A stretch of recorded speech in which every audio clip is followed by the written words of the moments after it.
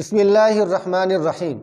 معزز و مکرم سامعین گرامی، دین اسلام ہماری ہر موقع پہ رہنمائی کرتا ہے، ہر موقع پہ ہمیں صحیح معنی راستہ دکھاتا ہے اور ہر موقع کے آداب اور طریقے بتلائے ہیں کہ اس کو ہم نے کیسے کرنا ہے۔ آج آپ کے سامنے میں کھانا کھانے کے آداب کا کچھ تذکرہ کروں گا۔ آپ نے ویڈیو کو مکمل سننا ہے، چینل کو سبسکرائب بھی کریں، ویڈیو کو لائک بھی کریں اور ایک پیارا سا کمنٹ بھی کریں۔ تو دیکھیں، کھانا کھانا یہ ایک ہماری ضرورت ہے، ایک مجبوری ہے۔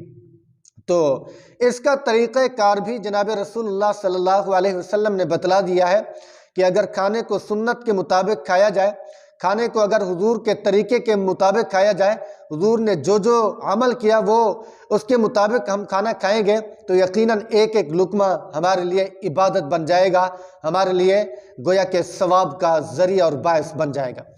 دیکھیں، سب سے پہلے جب بندہ کھانا کھانے کا ارادہ کرتا ہے، بھوک لگتی ہے، تو سب سے پہلے اپنے ہاتھوں کو دھوئے۔ اور آپ کو آخر میں ایک بڑی سنت بھی بتاؤں گا جس کی طرف اکثر لوگ توجہ نہیں کرتے، 90% لوگوں کو اس کی طرف توجہ نہیں ہوتی، اس کے بارے میں بھی ذرا آپ کو گائیڈ کروں گا، مطلع کروں گا۔ تو سب سے پہلے ہاتھ دھونا ہے، کیونکہ ہاتھ دھونے سے آدمی کا ہاتھ کے اندر جو تھوڑے تھوڑے ذرات ہوتے ہیں، مٹی کے، گرد و غبار کے، بدبو کے، آدمی ہاتھ کو استعمال کرتا رہتا ہے، تو وہ جب ہاتھ دھوئے گا پانی سے تو ہاتھ بالکل صاف ہو جائے گا۔ پھر اس کے بعد آپ نے کیا کرنا ہے، اور آپ نے پہلے بسم اللہ الرحمن الرحیم پڑھنا ہے، ٹھیک ہے؟ بسم اللہ والا برکت اللہ یہ بھی پڑھیں، یا بسم اللہ الرحمن الرحیم یہ بھی پڑھیں، جو بھی دعا پڑھیں اللہ تعالیٰ کے نام کے ساتھ جو شروع ہو رہی ہو، ان دو دعاؤں کا بسم اللہ الرحمن الرحیم، بسم اللہ والا برکت اللہ، اس کا تذکرہ حدیث میں ملتا ہے، تو انہی میں سے کوئی ایک پڑھ لیں، دونوں پڑھ لیں تو بہت بہتر ہے۔ تو کھانے کو دیکھ کر کھائیں، اور کھانے کے بھی آداب ہیں، کھانا زیادہ گرم نہ ہو، روٹی کا لقمہ زیادہ گرم نہ ہو، ٹھیک ہے؟ زیادہ ٹھنڈا بھی نہ ہو، زیادہ نرم بھی نہ ہو۔ جہاں شریعت ہماری آخرت بناتی ہے وہاں ہماری جسمانی طبیعت کا بھی دفاع کرتی ہے، جسمانی ترقی کا بھی ذریعہ بنتی ہے۔ تو ایک ایک لقمہ توڑ کے کھانا ہے اور اپنے آگے سے کھانا ہے، کسی کے آگے نہیں کھانا۔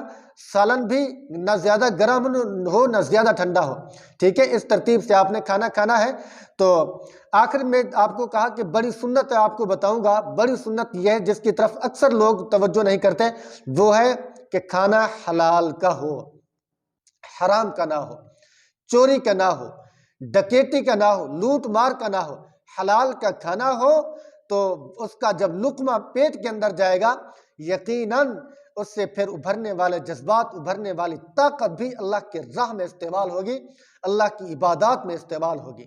وجہ یہی ہے کہ کھانا ناپاک ہوتا ہے، کھانا حرام کا ہوتا ہے، چوری اور رشوت سود خوری کا ہوتا ہے، جس کی وجہ سے اس کھانے سے ہماری دل میں غلط قسم کے جذبات تو پیدا ہوتے ہیں۔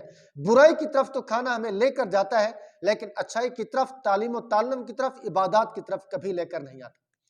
تو دعا ہے پروردگار عالم ہمیں صحیح معنی سنت کی پیروی کرنے کی توفیق نصیب فرمائے۔